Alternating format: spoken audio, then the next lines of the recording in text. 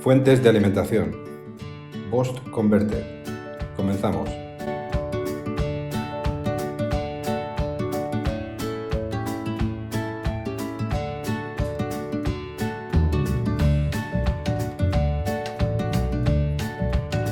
Vamos a continuar viendo fuentes de alimentación. En la anterior lección vimos los Buck Converter. Nos acordamos que era una fuente de alimentación que utilizábamos para convertir un voltaje alto en un voltaje menor. Esto era un Buck Converter. Es el momento de ver los Boost Converter, que como podréis imaginar son todo lo contrario. Son sistemas, son fuentes de alimentación que nos ayudan a convertir un voltaje menor y elevarlo a un voltaje mayor. Un convertidor Boost es un sistema, un circuito que utiliza la combinación de varios componentes, igual que en el Buck, para convertir un voltaje menor en un voltaje mayor. ¿De qué vamos a hacer uso? Igual que en el Buck Converter, vamos a hacer uso de un circuito integrado, transistor, bobina, diodo y condensadores. La única diferencia con el Buck Converter es la aplicación de un diodo, que antes no existía, y por supuesto lo que va a diferenciar también el Buck del Boost es la disposición, la configuración, cómo están colocados estos componentes. Igual que los Buck, estos sistemas también son muy eficientes, ya que pueden apagarse y encenderse solamente cuando se les requiera, y también muy rápidos gracias a los transistores. Son interruptores muy rápidos. Su funcionamiento, igual que los Buck, vamos a encontrar lo mismo, se basa en un switcheo del voltaje que queremos convertir, en este caso el menor, enviándolo a tierra mediante un transistor. Hasta aquí todo es igual. Este switcheo se activa mediante un chip a través del gate del transistor. Hasta aquí todo es igual que en el Buck Converter, pero aquí viene la diferencia, ¿vale? Este envío del voltaje a tierra provoca una demanda brusca de corriente. Cuando enviamos una línea a tierra, ¿qué es lo que pasa? Lo que pasa cuando enviamos una línea a tierra a través de un interruptor, en este caso un MOSFET,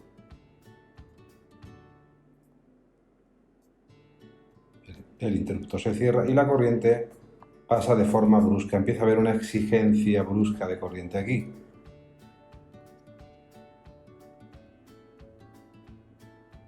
Si el circuito estuviera abierto,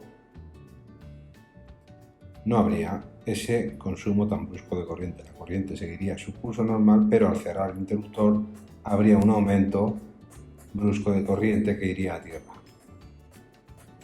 ¿Vale?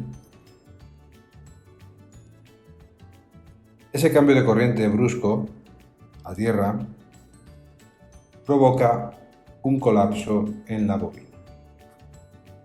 Recordemos que la bobina se opone a este cambio brusco de corriente. Recordamos la bobina.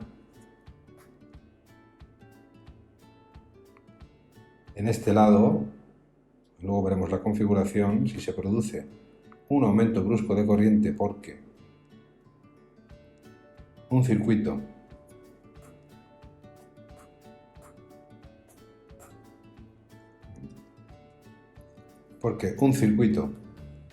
o un interruptor se cierra, aquí habría una demanda brusca de corriente, pero tenemos la bobina como pantalla, como parapeto. La bobina no permite ese paso brusco de corriente. La bobina permitirá paso de corriente, pero a su ritmo. Ya dijimos que se opone al paso brusco de corriente, es una de sus características principales. No sé si recordáis que en la clase de bobinas lo comentamos. Una vez que hemos vuelto a abrir el circuito para dejar de provocar el corto, una vez que dejamos de enviar ese voltaje a tierra, la bobina descansa, se libra de ese colapso. ¿Cómo lo hace? liberando tensión. Liberando tensión. No puede liberar bruscamente la corriente que se acumula. Sabéis que la bobina se opone a los cambios bruscos de corriente tanto de entrada como de salida. Para liberar ese colapso no puede liberar bruscamente corriente, por lo que libera tensión. En este punto me eleva la tensión.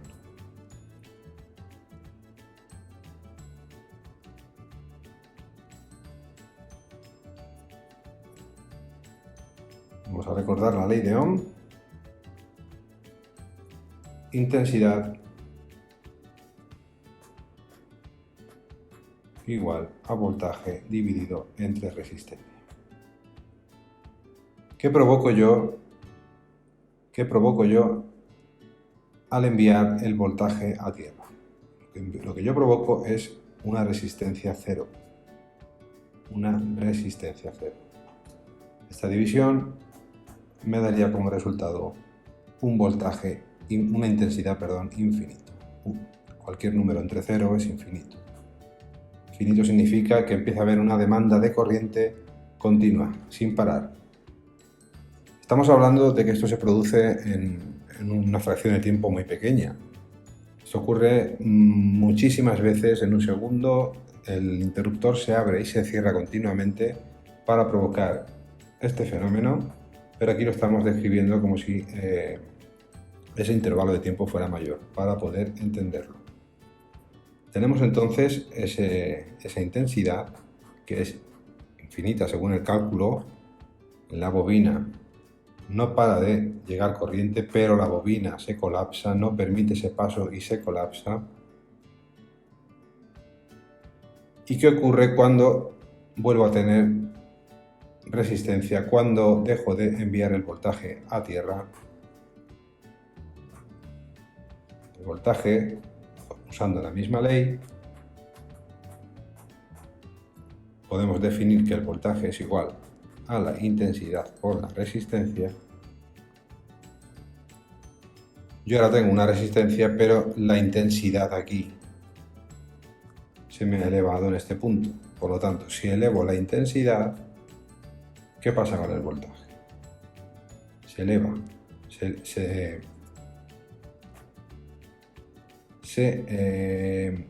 se pierde ese colapso de la bobina aumentando el voltaje. La intensidad aumenta, el voltaje aumenta. Es la forma que tiene la bobina de liberarse de ese colapso. Utilizamos esa característica, esa función de la bobina para convertir un voltaje pequeño en un voltaje más alto. Una vez que ha pasado todo esto, la corriente, el voltaje estabilizado, tiene que pasar por el diodo.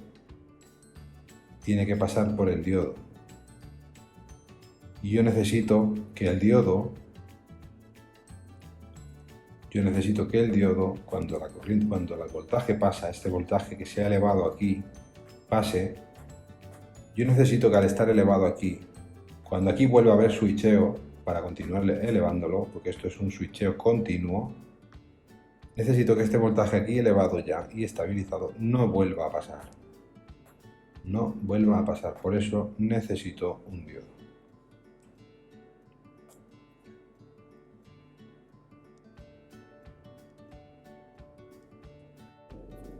Vamos a ver un vídeo antes de pasar la explicación de este esquema, de este circuito del esquema. Es un vídeo que hemos encontrado en YouTube en la página Power Electronics, una página muy recomendable que podéis visitar. Sobre el post converter vamos a ver de forma gráfica el funcionamiento. Como veis, tenemos la bobina, tendríamos el diodo en azul, y aquí en el medio en azul tendríamos el interruptor, que es el que se abre y se cierra. Ahora mismo está cerrado, la corriente empieza a circular, empieza a haber una demanda brusca de corriente que colapsa la bobina. Aquí lo vemos otra vez cómo se conecta a tierra, provocando un aumento brusco de corriente, y al abrir el interruptor y dejar de estar conectado a tierra, la bobina se libera, elevando la tensión. a través del diodo, junto con los condensadores, esa tensión es estabilizada. Suppose that we leave the switch off.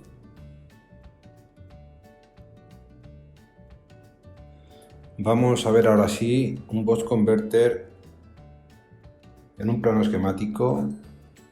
Vamos a identificar primero los componentes. Tendremos la bobina, tendríamos el diodo, los condensadores, tendríamos un transistor y tendríamos un chip. Y no lo tenemos, continuaría por aquí.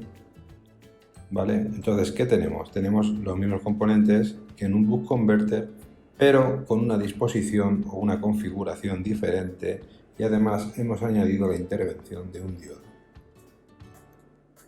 Recordamos que el bus converter, la configuración era la línea pasaba y la bobina se encontraría después del transistor. En este caso la tenemos antes del transistor. ¿Cómo funcionaría esto? Tenemos un voltaje de 12 voltios que queremos convertir en 50 y esto funciona de la siguiente forma.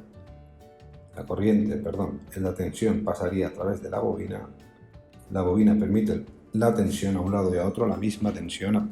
Podría haber una caída de voltaje, pero no es importante. Aquí consideramos que debe haber 12 voltios. Esos 12 voltios, para conseguir yo estos 50, tengo que provocarle un switcheo a tierra. Aquí tenemos el transistor y en este lado iría conectado a tierra en el chip. No se puede ver, pero os garantizo que va conectado a tierra.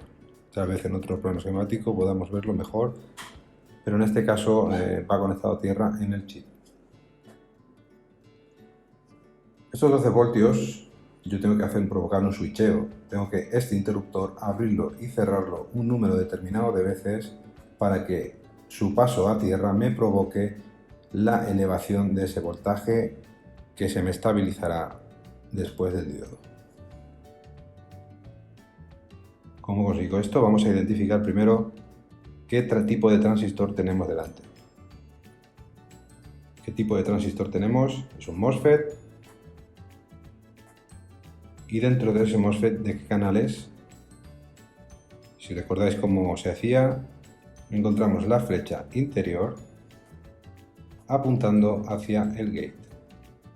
En este caso tendríamos un canal N. Canal N. La condición que se debe cumplir para que un canal N funcione es que el source, si es N, tiene que ser más N, más negativo o menor o igual que que el gate. Se cumpliría el source, lo tendríamos aquí, conectado a tierra, por lo tanto sería 0 voltios. Necesito simplemente cualquier pequeño voltaje que venga del chip, para que este interruptor se cierre. Un pequeño voltaje. Una vez que se hace esto, comienza el switcheo, enviando el voltaje de 12 voltios a tierra, y eso empieza a provocar una demanda de corriente en este lado de la bobina, porque la alimentación viene por aquí, no viene por aquí, no viene por aquí. La corriente se exige en este lado de la bobina, que es de donde viene la batería, fuente de alimentación.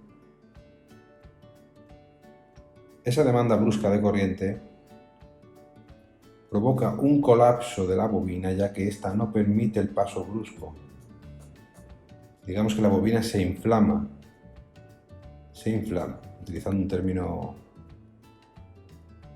un término médico, la bobina se inflama. Cuando este voltaje deja de enviarse a tierra, porque el interruptor se abre, la bobina, el colapso que sufre la bobina debe liberarse de alguna forma. La bobina debe desinflamarse de alguna forma. Esto, como no puede tampoco lanzar bruscamente la corriente, porque ni permite cambios bruscos ni en un sentido ni en otro, la forma que tiene de liberarse es enviando tensión. Esa tensión es enviada a través del diodo, que se estabiliza a través de los condensadores, consiguiendo esa elevación del voltaje.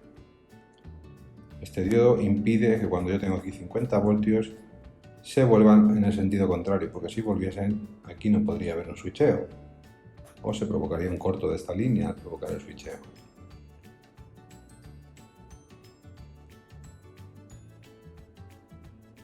Bien, pues podemos analizar el funcionamiento de cada parte del circuito en un osciloscopio. En este momento entonces tendríamos que la fase inicial sería de 12 voltios.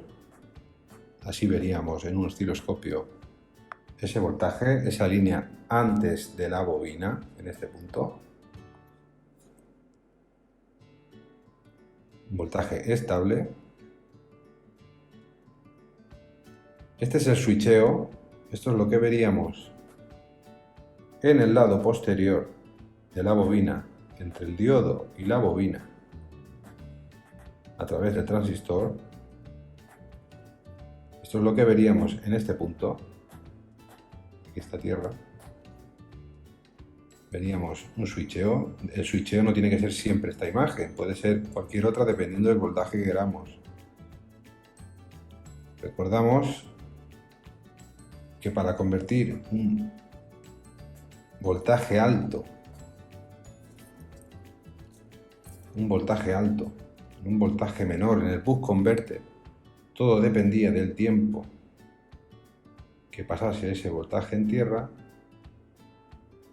A más tiempo conseguíamos reducir más ese voltaje, y en este caso va a ocurrir lo mismo. Dependiendo del tiempo que yo envíe ese voltaje pequeño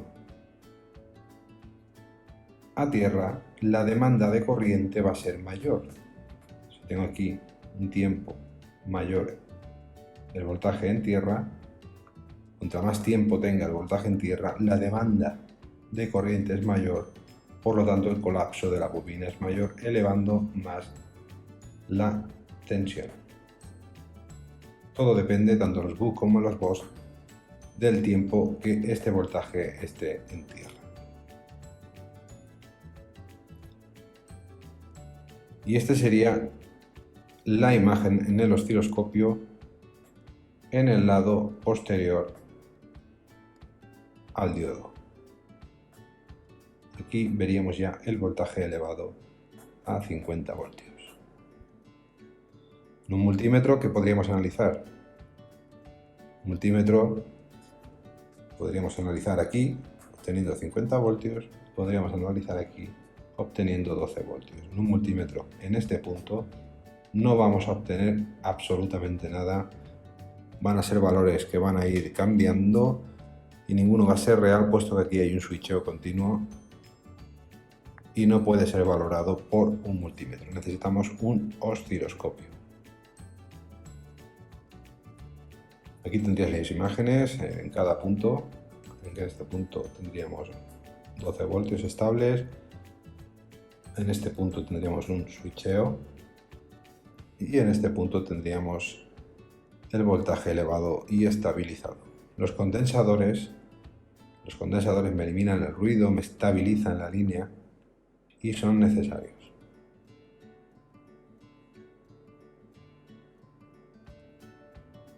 ¿Qué ocurriría cuando tengo, por ejemplo, el circuito que hemos visto anteriormente de BOS converter es utilizado para el backlight de un iPhone?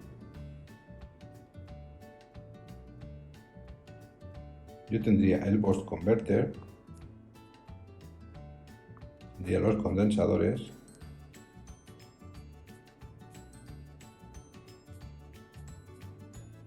este sistema de BOS converter, esta forma de crear un backlight es exactamente la misma en todos, ya no solo todos los iPhone, sino todos los teléfonos, todas las tablets, todos los dispositivos electrónicos del mercado, todos. Esta forma de elevar un voltaje es la misma exactamente en todo. Solo hay que saber identificar los componentes y encontrarlos, pero la forma de trabajar es exactamente la misma. Decimos que este sería el backlight de un iPhone o un MacBook, y esto iría hasta un conector donde conectamos la pantalla. Tendríamos una o dos, tres pistas encargadas del backlight, todo lo demás es imagen y otras cosas, pero aquí tendríamos tres pistas, 1, 2 y 3. Aquí tendríamos el transistor y aquí tendríamos el chip. ¿Cuántas cosas puedo yo comprobar cuando existe una avería de un backlight?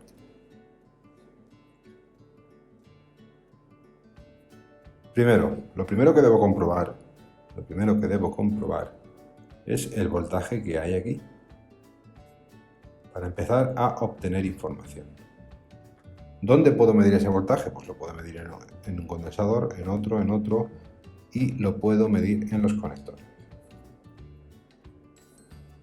Yo os recomendaría evidentemente que empecéis por el final y lo miráis directamente en los conectores para ver qué es lo que está llegando al conector. Al fin y al cabo, a mí lo que me interesa es que lo que vas aquí esté llegando aquí. Eso es lo que me interesa, así que yo empiezo a medir por el final. Mido lo que hay aquí. ¿Qué me puedo encontrar? 1. Me puedo encontrar que tenga 0 voltios. Ojo, esto lo debo medir con una pantalla conectada y activa. No puedo medirlo al aire sin conectar una pantalla porque jamás tendré un voltaje. Necesito que el periférico esté conectado. Yo puedo obtener, por ejemplo, vamos a poner unos ejemplos, yo podría obtener 0 voltios aquí. ¿Qué me está ya indicando esos 0 voltios?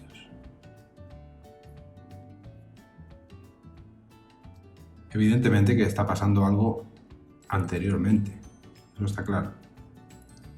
¿Pero qué podría comprobar yo? Pues yo podría comprobar que ese mismo voltaje sí está presente en el diodo o a la salida del diodo o en el condensador.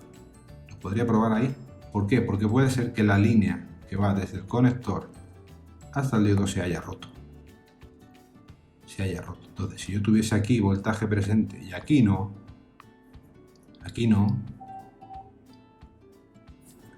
yo tendría claro que el problema es que la línea se ha visto comprometida. En el caso de que aquí obtuviera 0 voltios, pero aquí también obtuviera 0 voltios,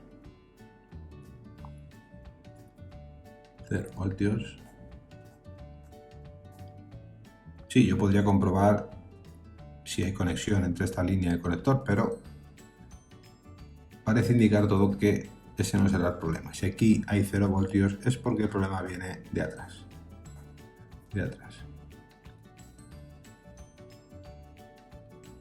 Para no estar dibujando, mejor vamos a ir directamente al dibujo que ya tenemos aquí hecho en el plano esquemático. Aquí yo dibujaría un conector.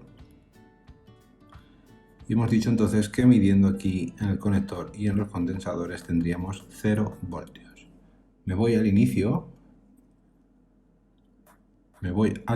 a medir qué es lo que encuentro aquí.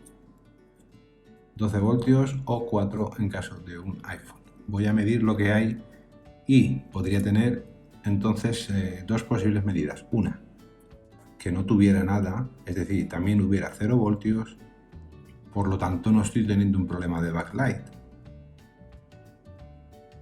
Sí me puedo encontrar que efectivamente no tengo luz, pero no es provocado por el circuito backlight ni por el boost converter. Sería provocado por una falta de alimentación. Esta alimentación viene de otro sitio. Yo tendría que irme a ese otro sitio a investigar por qué no está llegando hasta aquí. La segunda opción, que podría encontrarme teniendo aquí 0 voltios, es que aquí sí tenga presentes 12 voltios o 4 voltios en el caso de un iPhone. En ese caso yo ya puedo determinar de momento inicialmente que el diodo está defectuoso. ¿Por qué? Porque aunque aquí no esté funcionando nada, aunque aquí no haya switcheo, que eso lo comprobaré más tarde, aquí sí que por lo menos debería pasar esto de aquí, los 4 o los 12 voltios. Ya que cuando aquí no hay switcheo y no se está enviando tierra, en este lado de la bobina habrá lo mismo, 4 voltios o 12 voltios, lo mismo que en este lado. Recordad que la tensión de un lado y otro de la bobina es la misma. Por lo tanto, a través del diodo debe pasar lo que haya en este lado. Así que, si aquí tengo 0 voltios, el problema viene de otro sitio. Tengo que ir a investigarlo. Si aquí tengo 12 voltios o 4 voltios y aquí tengo 0, de momento el diodo está mal. Luego podré investigar cuando cambie el diodo si sigue funcionando. Si no funciona, si continúa el problema, ya investigaré dónde está el problema. Pero si yo cambio este diodo por uno nuevo, aquí ya sí que debo tener 4 voltios o 12 voltios, ¿vale? Seguimos con otro posible caso. Nos encontramos que en este lado del conector efectivamente nos están llegando 4 voltios o 12 voltios según el dispositivo que sea. Yo ya puedo deducir, primero, que la línea está bien, está llegando. Segundo, el diodo está bien, porque está permitiendo el paso de lo que hay aquí. ¿Qué más puedo deducir? Le está llegando también la alimentación. Vale, fijaos todas las cosas que ya puedo deducir sabiendo que aquí me está llegando lo que entra. Línea correcta, diodo correcto y alimentación entrada correcta. Por lo tanto, el problema lo podría tener en medio, incluyendo el chip.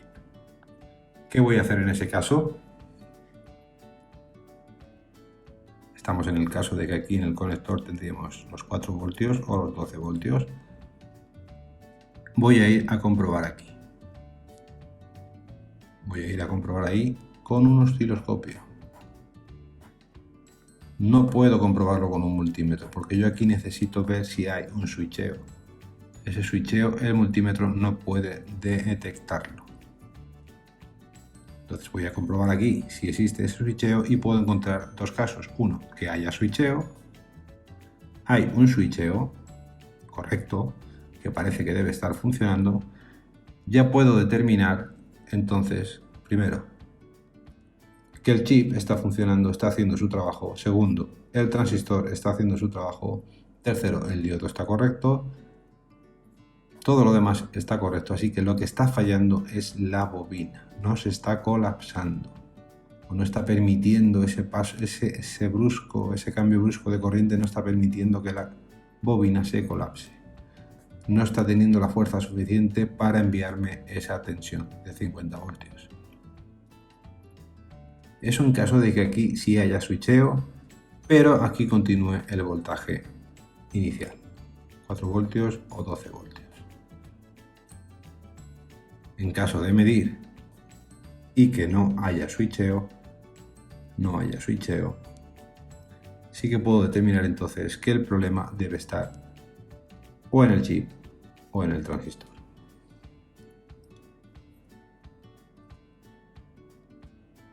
¿Qué podría comprobar ahora? Podría comprobar el gate.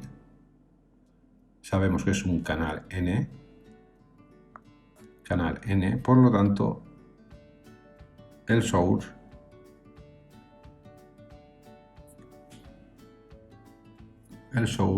tiene que ser más negativo que el gate. El source es 0 voltios ya que es tierra. Aquí debo tener un mínimo voltaje, aquí debe haber un voltaje, debe haber algo. Aquí debe haber algo para permitir pasar la corriente y enviar esa línea a tierra.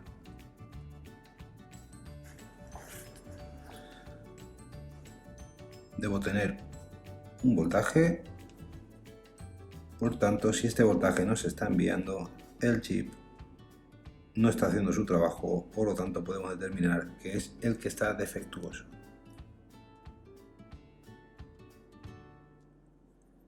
Si por contrario está enviando voltaje, pero el transistor no está permitiendo el paso, determinaremos que es el transistor el que está defectuoso.